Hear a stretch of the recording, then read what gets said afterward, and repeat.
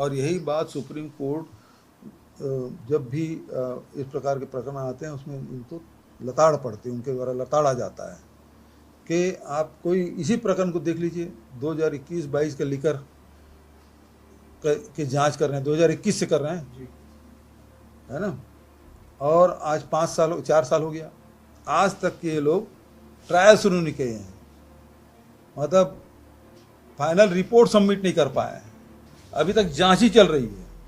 तो जांच ही सजा है, क्योंकि जिस प्रकार से सीबीआई ने भी मुझे डिस्चार्ज कर दिया, 7 साल से चला, और जैसे कोर्ट में खड़े हुए वैसे खत्म।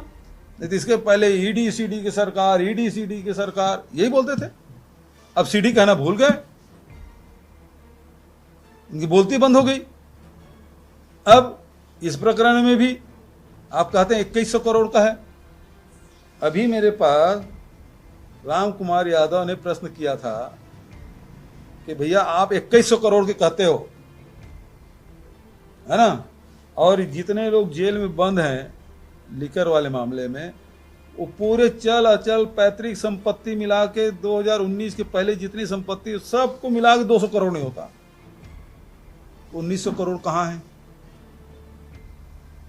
तो अब ईडी जो चालान प्रस्तुत की है उसमें 264 करोड़ बताया कि ये होलोग्राम का है, और अभी जो उत्तर आया है वो कॉपी मैं आपको दे देता हूं।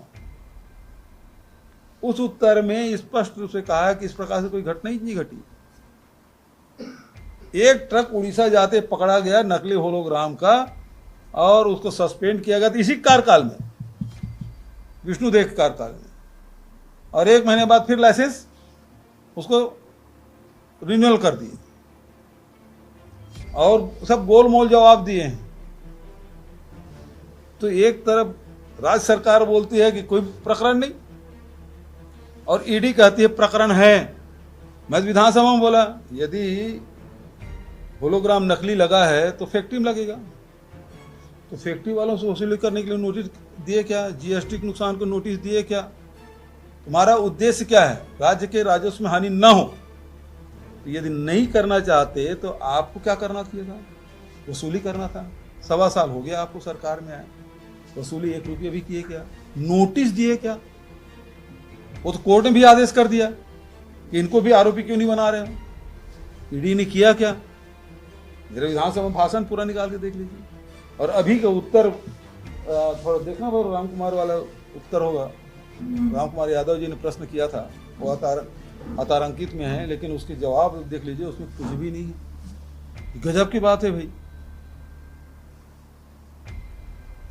तो ये ऐसी तो सरकार चल रही है। तो कुल मिलाकर जो आप कह रहे हैं ना, केवल ये जांच ही सजा है, ये बिल्कुल वही है। सरकार, राज्य सरकार खुद मान रही है कि इसमें गड़बड़ी नहीं हुई है, देख लो काफी। और ईडी है वो छापा, अभी जो छापा पड़ा हमारे यहाँ ईसीआईआर नंबर नहीं था, बचत और जो उस दिन छापे पड़े उसमें ईसीआईआर नंबर था, वो लिकर का ही था। हमारे घर में किसी से पूछताछ नहीं की लिकर के मामले में। हमारे यहाँ तो केवल कितना सोना चांदी है बच्चों के पास वो सब निकालो, महिलाओं के पास कितना है वो निकालो, पैसा कितना वो निकालो। 33 लाख रुपया निकला तो वो तो हमारी खेती का है।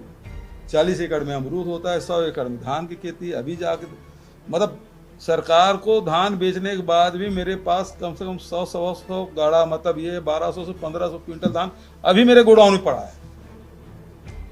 मार्केट में बेचने जाऊं तो 25-30 लाख रुपए कैसी होगा वो, यदि 2100 रुपये में बेचे तो भाई।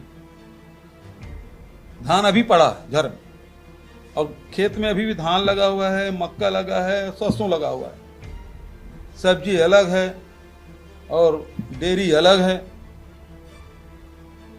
तो बदनाम करने के लिए किसी स्तर पर उतर सकते हैं। और ये जमीन कोई खरीदी हुई जमीन नहीं है, ये तो पैतृक दादा परदादा के समय की जमीन चली आई। भिलाई स्टील प्लांट में हमारे सैकड़ों एकड़ जमीन निकल गई थी, उसके नाम से भिलाई स्टील प्लांट, वो हमारे गांव के नाम से भिलाई स्टील प्लांट है। सैकड़ों एकड़ जमीन निकला है वहां भिलाई स्टील प्लांट में। और रमन सिंह मेरा घर नपवा रहे थे। जिस व्यक्ति का सैकड़ों एकड़ जमीन राष्ट्र के निर्माण में, जिस परिवार ने राष्ट्र निर्माण में जमीन कौड़ी के मोल वहां उस समय दे दिए थे, है ना, और आज हमको 8,000 स्क्वायर फीट की जांच पे जांच कर रहा था। ऐसी ये केवल बदनाम करने के लिए।